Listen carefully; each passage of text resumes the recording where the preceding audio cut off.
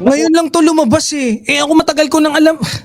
Pucha, mas magaling pa tayo mag-research kaysa sa bilyonaryo eh. Kasi namin ng impormasyon at natukoy ang may-ari ng sasakyang nahagip sa video na katabi ng umano'y cash deliveries para raw kay PBBM at former House Speaker Martin Romualdez.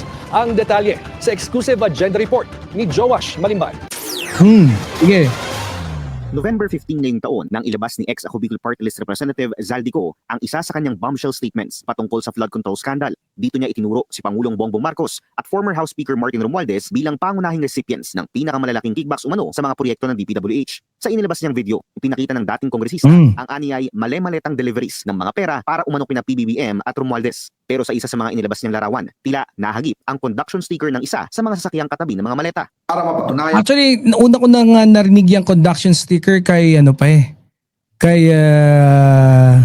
Kay Jill. 'Di ba? Ang mga litrato na Ikaw deliveries yan. ay lalabas ko po together with this video.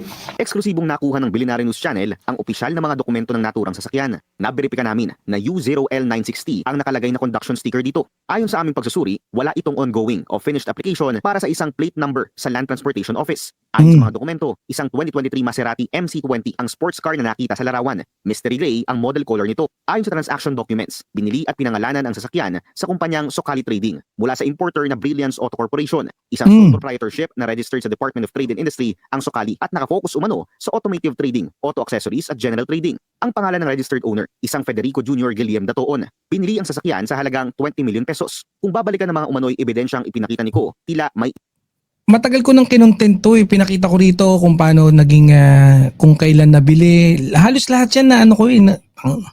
Mukhang pinanood tayo ng bilyonaryo eh. Diba?